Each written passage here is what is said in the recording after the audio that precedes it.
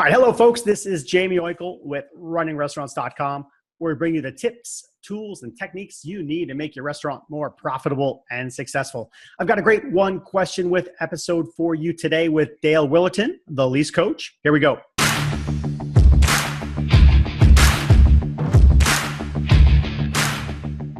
Dale, in one of your articles, you mentioned asking the right questions when researching a property and starting to negotiate a lease. What would you say are some of those critical questions for a leasee to ask? Jamie, almost every commercial property that's suitable for a restaurant has a for lease sign in it. There's a listing agent who's in charge of leasing that property. And these questions are directed primarily to the listing agent of the property who's representing the landlord. Number one, who is the landlord?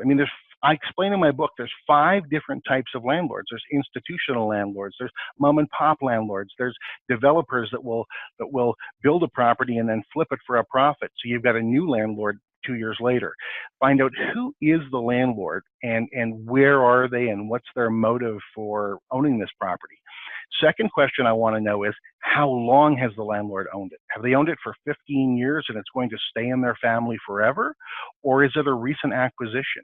You want to know, because that will determine what kind of relationship they have with their tenants, if it's a brand new landlord or they've had the same tenants forever.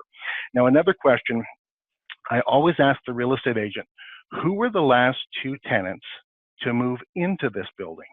Because if he says, well, the dentist moved in last August and the shoe store moved in about a year ago, well, I can phone those tenants up, Jamie. I can call them or go and see them and find out what their leasing experience was like with that landlord, whether it's a good landlord, whether they got paid their tenant allowance, whether they're making money. I can get a lot of information from tenants who have moved into the building. But just as importantly, I ask the real estate agent, who were the last 2 tenants to move out of this building? And he might say, well, the smoothie store moved out about 3 months ago and the chiropractor left about a year ago. Then I want to know, well, did they relocate or did they go out of business? Because they went out of business, that's not a good sign. But if they moved to a different property down the road, I might phone up that chiropractor and say, hey, you used to be in ABC Plaza for a long time. How come you moved? Now, he might tell me the landlord's a jerk. He might tell me that the rent is too high. Or he might simply tell me he needed more space and they didn't have it for him. This information, this intel is so valuable, and most tenants don't have the time or the inclination to do it. Now, I also want to ask, who's the biggest anchor? I might be able to identify it. It might be a grocery store. It might be a Home Depot or something like that.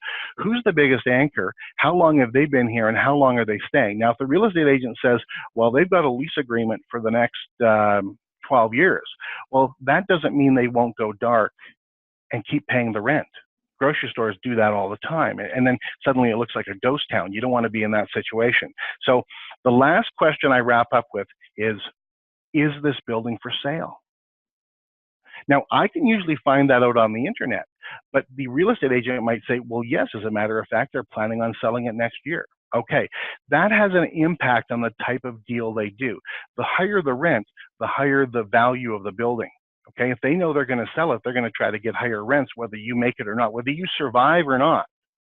They want to get a high rental rate from you so that the value of the building is higher when they go to sell it. These are questions that if you ask the real estate agent, they may know, they may not tell you. If they don't know the answer, the key is to say, can you find out? Will you get back to me on that? And then they usually do. Yeah, I love that sequence of questions that you just rolled through. It's going to give you some really good insights on the property, because you're making a huge decision for yourself, for your business, for your financial partners. And if you ask those questions, you're going to know what you need to know about that property. So Dale talks all about this in his book and his presentations. Dale, how can they get a copy of your book? Negotiating Commercial Leases and Renewals for Dummies is available at Barnes & Noble, Amazon.com, or you can email me at dalewillerton@theleasecoach.com. I will autograph and send you a complimentary 330-page copy at my cost, or simply attend one of my seminars at one of the big restaurant shows. I give them away to all the attendees there as well.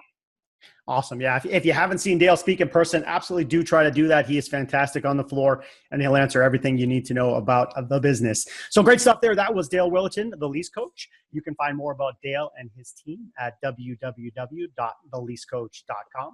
And for more great restaurant marketing, operations, service, people, and technology tips, stay tuned to us at runningrestaurants.com. We'll see you next time.